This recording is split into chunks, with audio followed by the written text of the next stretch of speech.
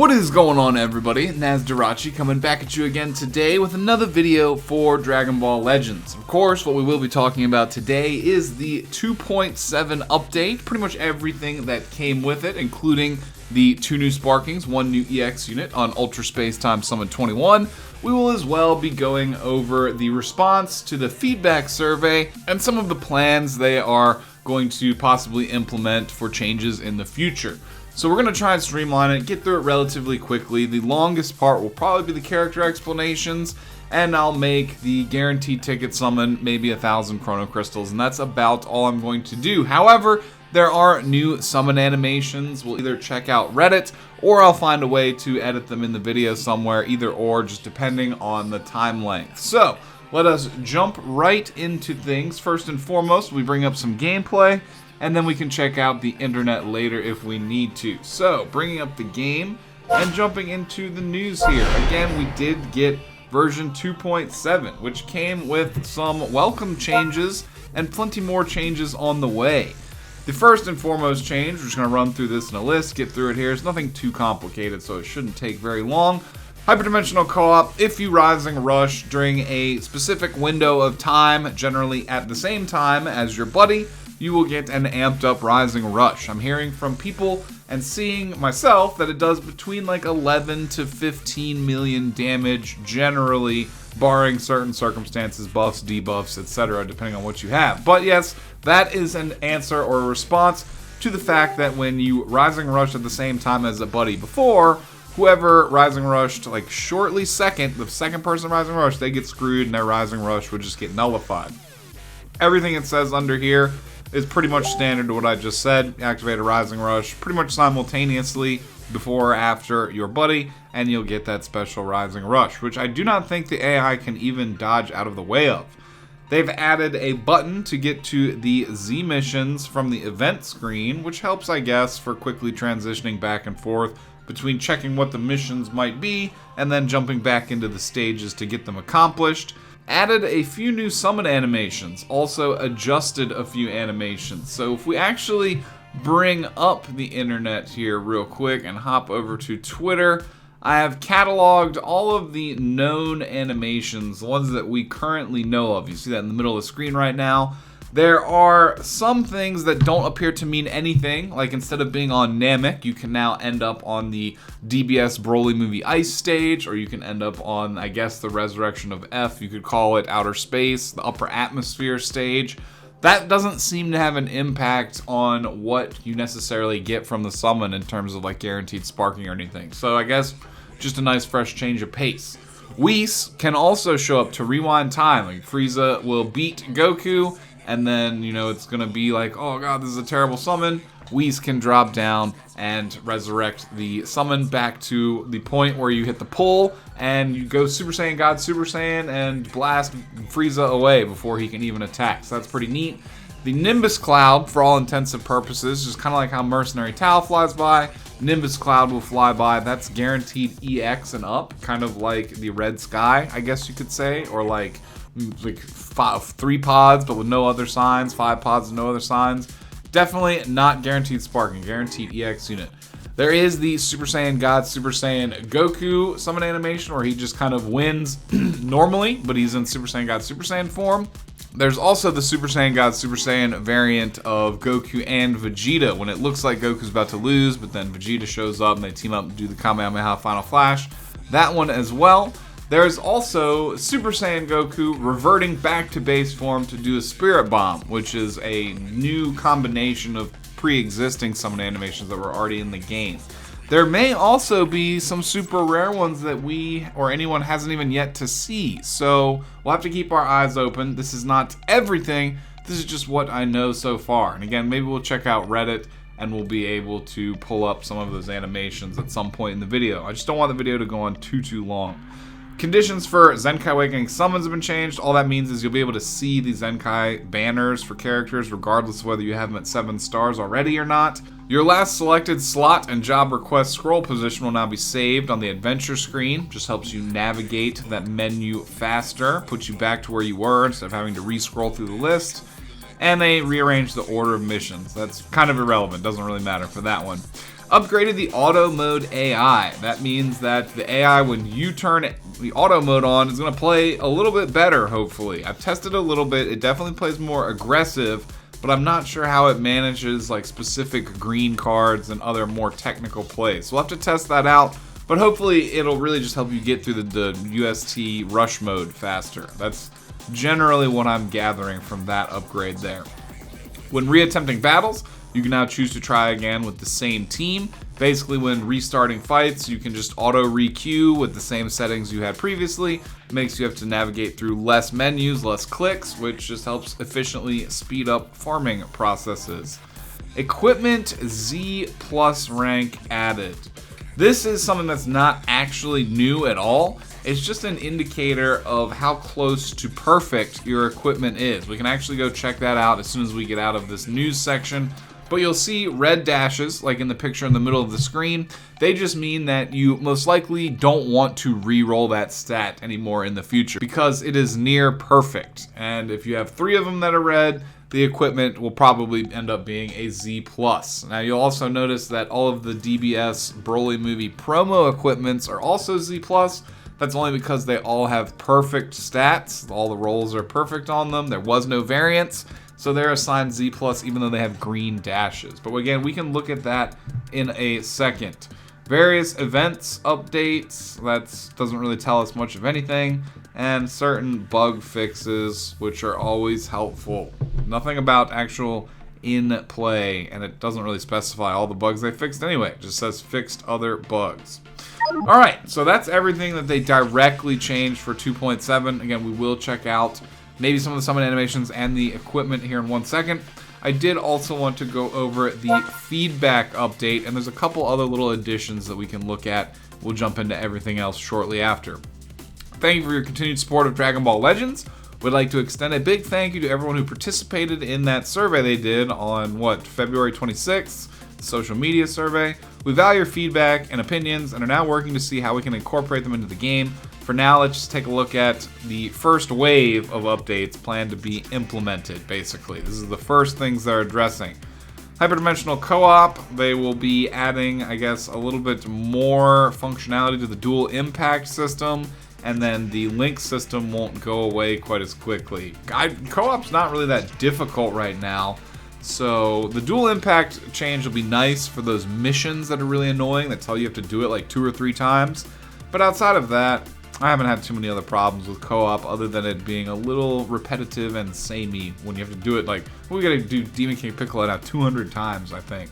Anyway, Zenkai Awakening requirements are being relaxed. The amount of Zenkai souls acquirable from Zenkai job requests will be increased. That is good. The missions will be easier. I'm not going to go through every single one, but instead of being specifically tied to that Zenkai character, it seems to be relaxing to just a tag. Use that tag a certain amount of times to advance the missions, which makes it a little bit more viable to get the missions done in PvE and while farming, rush modes and just other stages. More characters means more completions faster, so that's a good thing. Any changes to the Zenkai system will probably be good changes if they're not, motivated by greed. So that's good to hear. Z Metal Exchange Shop. This is huge. Them revamping this shop is just huge in general because it's been stagnant for forever. Only contains really old and not necessarily desirable PvP equipment, or just character equipment rather, which now that they have the equipment medals for the equipment exchange shop, it's just kind of become super redundant. So it's good that they're updating that. This is like the currency that you get for pulling beyond Red 7 stars now. So it's really good that they are updating this. Specifically, a new item will be added to the exchange lineup to coincide with the Z Metal Exchange Shop overhaul. This will be a special piece of equipment that increases friendship points earned from battles to help players raise friendship ranks faster. So a piece of equipment you equip on that character, and then that character will then in turn earn friendship EXP faster. Very, very nice quality of life improvement. Something that we've actually recommended in the past. So it really makes me think that they're listening, even if it takes them a long time to implement some changes. Other equipment slots will be expanded. That's good. It means I can hold more than 340 pieces of equipment and have to go back in and sell them off 20 at a time every time it fills up. Definitely good. I know that consumes server space on their end, so that's actually something that they're technically giving us for nothing, and they're, maybe taking a little bit of a hit because of it. So that's honorable of them for sure. Possession limits for slot removers and some multi-Z powers will be raised. That's also good. Maybe not as much for the slot removers, because I haven't really had too much of a problem with that. But the multi-Z powers, most of them, you can only hold one of at a time. So you'd have to use one, go buy one, go back and use one, go back and buy one. Again, it was navigating through tons of menus unnecessarily and wasted a lot of time. It's just kind of obnoxious. So it's nice that they're addressing at least some of the feedback in waves.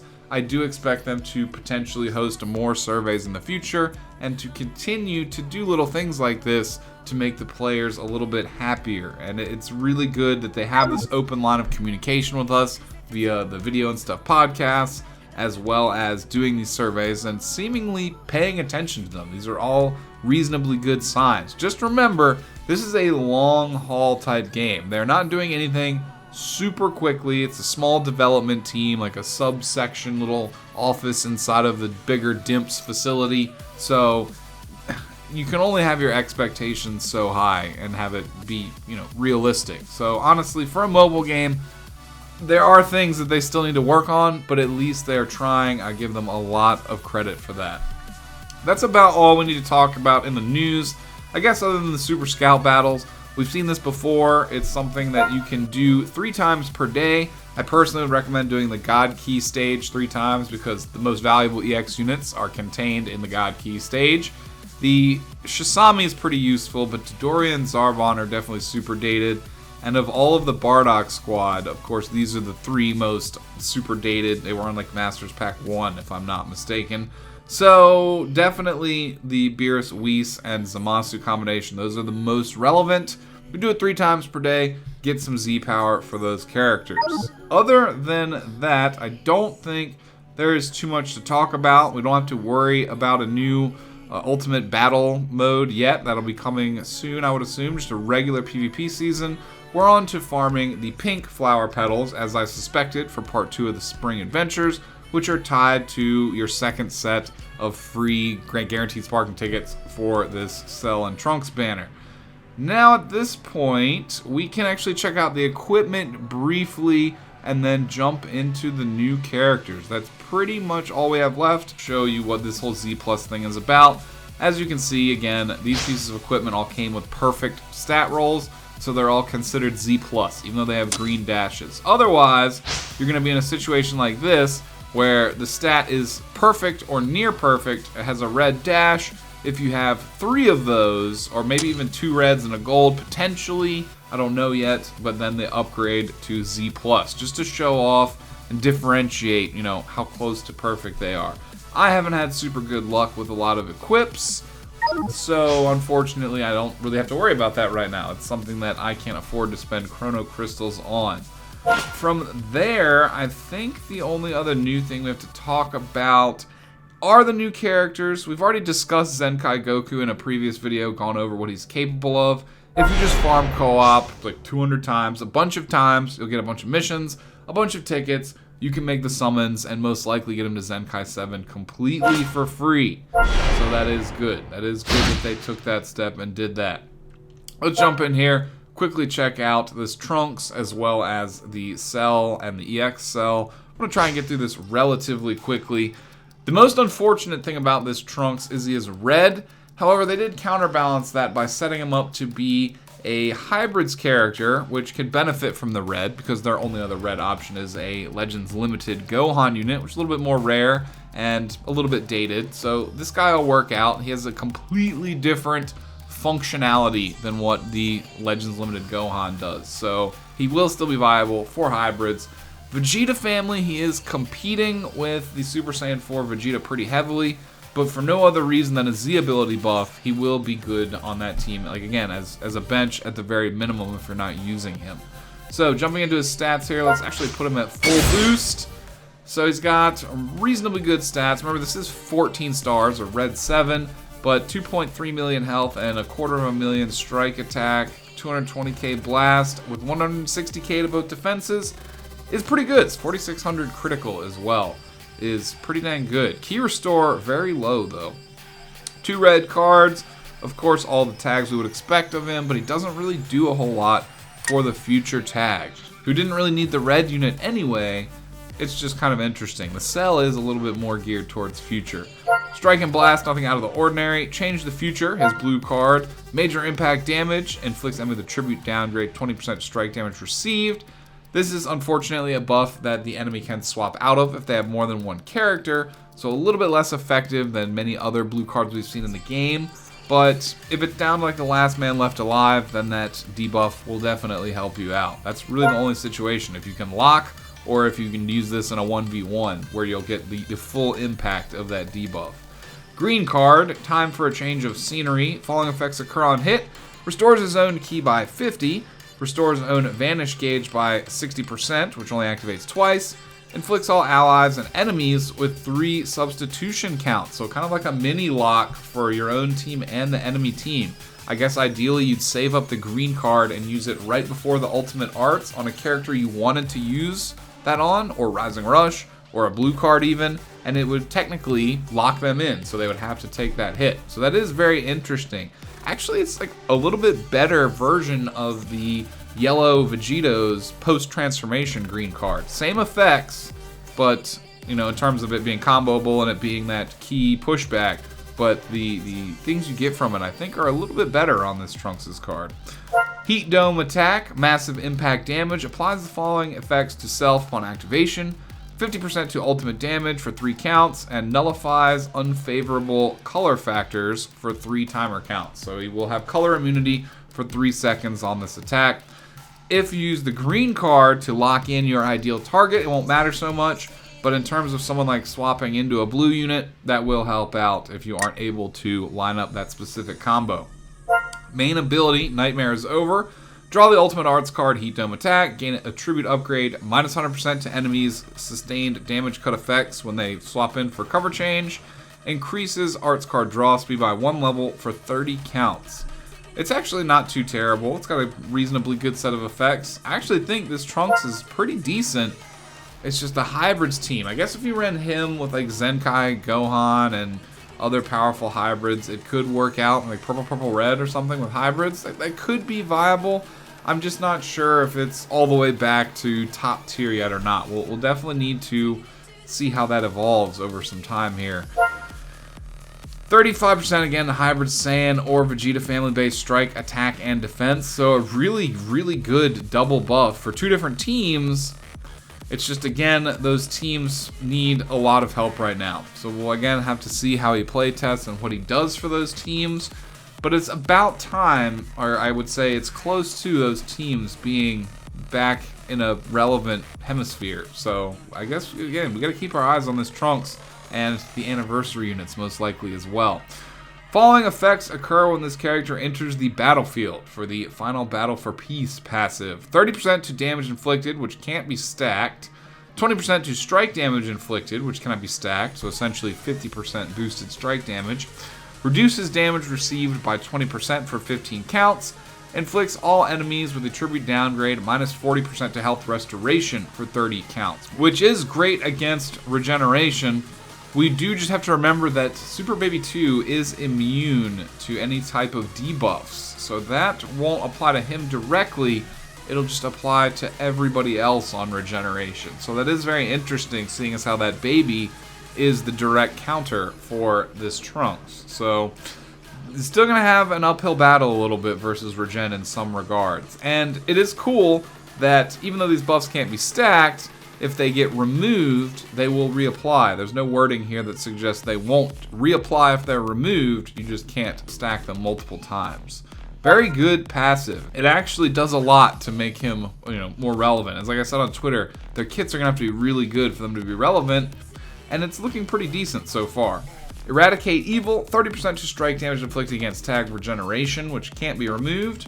It's always good, anti-regeneration buffs, and it'll help somewhat against Baby. I guess it'll only be doing 20% reduced damage to Baby, considering the color disadvantage under this scenario here. Applies the following effects to self, according to the number of counts elapsed with him staying in battle and not swapping out. After 3 counts, minus 5 to all of his arts card costs.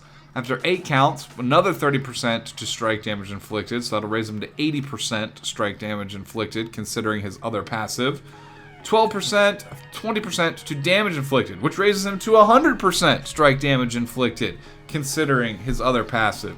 And this will reset every time you swap him out. Plus 100% to strike damage, and then plus another 30% separately against regen is actually extremely powerful. Again, it seems like they made him red, they stuck him mostly on hybrids and Vegeta family to limit how much power creep he brings to the table. If they'd given him blue and put him on future, that would have been a huge power creep for the future team right now. So I guess it makes a little bit of sense, be it that this is an Ultra Space Time banner. But his kit is extremely good. Honestly, again, the worst part about him is his kind of narrow Z ability that limits him to teams that are not quite as effective right now, but they still needed him most likely, and his color being red. But it just conflicts with a lot of other really useful characters, but he is still extremely good. So, checking out the Cell next. I don't think the Cell is quite as good as the Trunks. He is green, he's a range type. Boost him up here. Even at max boost, for a range type, he's only at 235k blast attack, so that's not super great. 224k strike attack is okay for it being an off stat for him. His defenses are relatively decent, and his critical is quite nice. Red and yellow, Android regeneration, absorption, future, all fairly standard. Nothing out of the ordinary on reds or yellows. Major impact damage, inflicts enemy with a tribute downgrade, plus 20% to blast damage received. It's like the same as Trunks, but it's blast damage instead of strike damage. We already covered why that's not the best debuff, or when it can be useful when we talked about Trunks, so we'll skip that. Life Force Absorption, falling effects occur on hit, reduces enemy ki by 50, so Trunks gains 50, this removes 50. It's very interesting, like polar effects there. Inflicts enemy with a tribute downgrade, minus 50% to ki recovery for 5 counts, and restores on health by 10% and his ki by 50.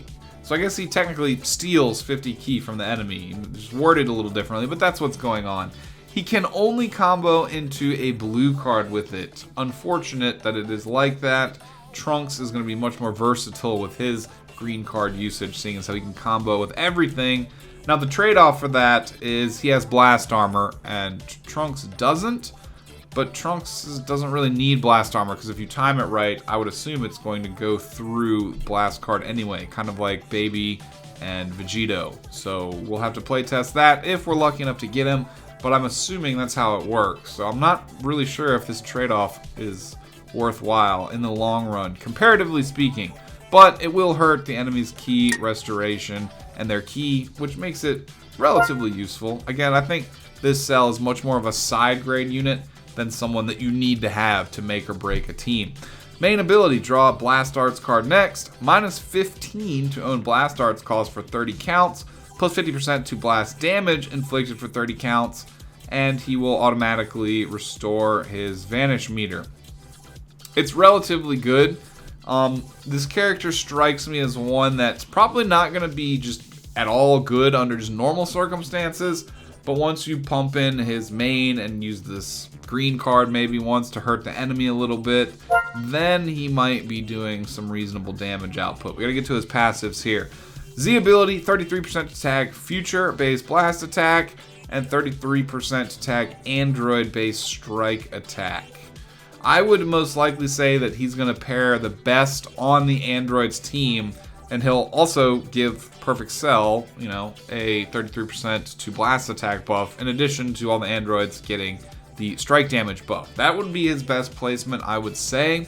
Again, very side grady. I don't think you'd want to run him on future, I guess, unless you don't have either the green transforming Gohan or the EX Zamasu or the LF Vegeta. Those would be like the only circumstances I would consider running him on future. Looming Menace gradually restores own health each timer count for 60 counts when this character enters the battlefield. We've seen that before. It would synergize with Baby quite nicely, but he doesn't pair good on the regeneration team at all. He's not really meant for regen. While this character is on the battlefield, applies the following effects to self when enemy switches characters: automatic restoring 30 ki, and a 20% damage buff for 15 timer counts. I would assume that that can stack if the enemy does the multi-swap. Evolving life form. The following effects occur according to the number of timer counts elapsed with the current character. Very similar to the Trunks, how he has this kind of same set of buffs. After 3 counts, he gets 50% to damage inflicted. That'll be quite helpful. 6 counts elapsed. Draw a green card next, which activates 3 times. So after you swap them out and back in, you'll be able to do it again 2 additional times after the first. And after 12 counts, inflicts all enemies with a determined downgrade, plus 50% to damage received for 20 counts. That's good because it's all enemies, they can't swap out of it. So in conjunction with this passive, maybe an enemy swapping and using his main, at that point he might be doing reasonable damage. But that's a lot of conditionals and a lot of work you're going to have to do to build this character up mid-battle to a functional state. And the fact that he's green, I love his art and I like the green card animation, but I don't really believe that he is a very good character. Unfortunately, this blue Trunks is on the banner. That's Future's only blue option, and he's not really that competitive. And other than that, the banner is kind of a typical Ultra Space Time banner. Relatively low value. Now, I didn't check out the EX cell, but we're approaching the 30-minute mark. I guess we can go through him really quickly. So, Extreme Cell is a support type. If he is fully boosted as an EX unit, his stats are pretty low, but again, par for the course for an EX support type. I guess that makes sense. Critical is extremely high. Key restore speed, kind of in line with the other sparkings that we're looking at on this banner. And red and yellow. Arts cards, nothing out of the ordinary. Super Kamehameha, major impact damage. Seals all enemies' main abilities for 10 counts. That's actually not bad, but unfortunately it's not teachable. That would be something that would be kind of more of a technical value than any type of damage buffing or KO value, but still interesting little quirk. We've seen other characters that can seal abilities, and it's not, you don't notice how useful it is as you're playing as that character, but as the person you're playing against, you have your stuff locked up. It's pretty obnoxious. Torrential Key, lowered speed.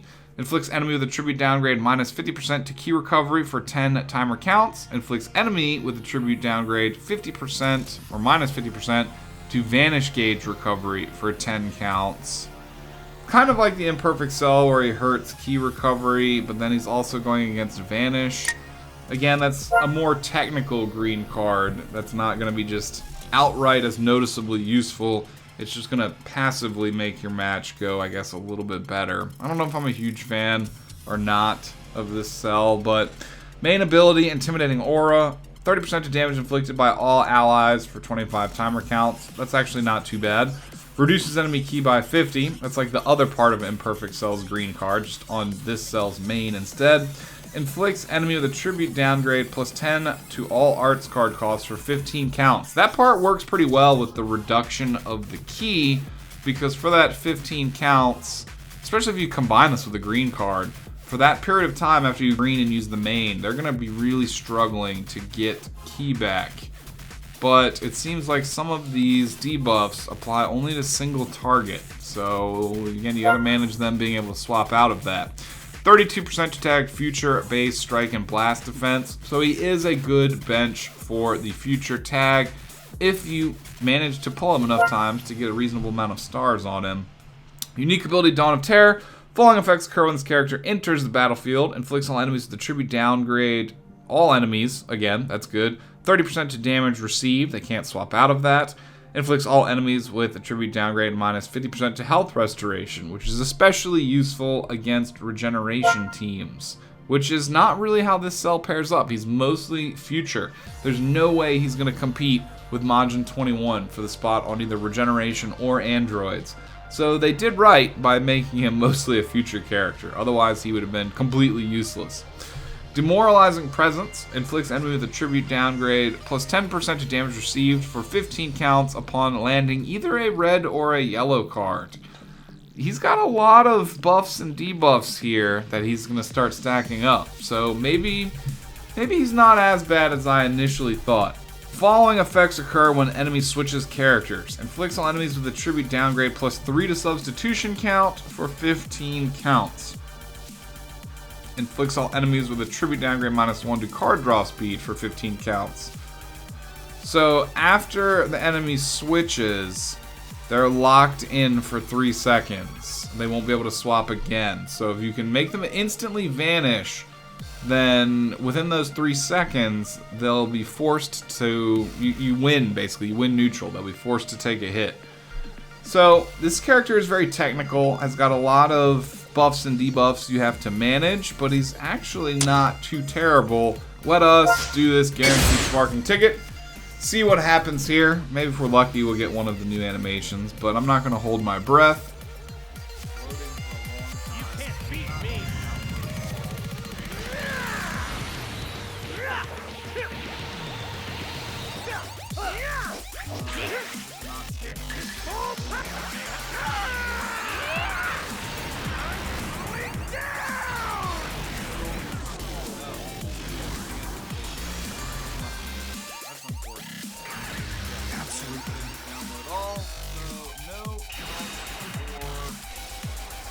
For me, I guess we could do this one multi-summon that I have saved up. I don't really mind about investing 1,000 crystals, but if you're a budget or free-to-play player, I would equally recommend not really making too many heavy investments here, unless you're like a huge fan of this Trunks. I'm gonna take you down.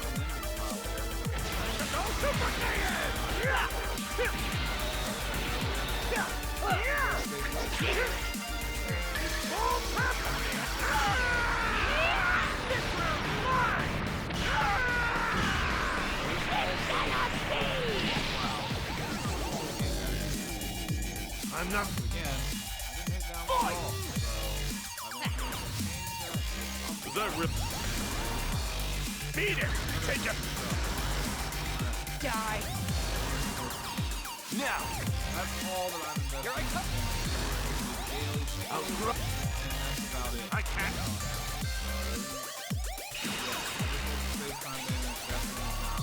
Too crazy of an investment. Where's my freebie? Oh, okay. My freebie was the EXL. Great, thanks. Let's do a daily discount and we'll call it there. Hopefully I was able to get some snippets of the new summon animations thrown up somewhere, but if not, I'm sure we'll all see them over time. Don't want to stretch the video out any longer, but we did cover pretty much everything, I do believe. If there was anything else I left out, be sure to let me know down in the comments. What are your thoughts on this update with the Zenkai Kid Goku, the new summon animations, all of the changes that they made for 2.7, the feedback review? Just let me know all of your thoughts on everything in regards to this update and your opinions on the state of the game.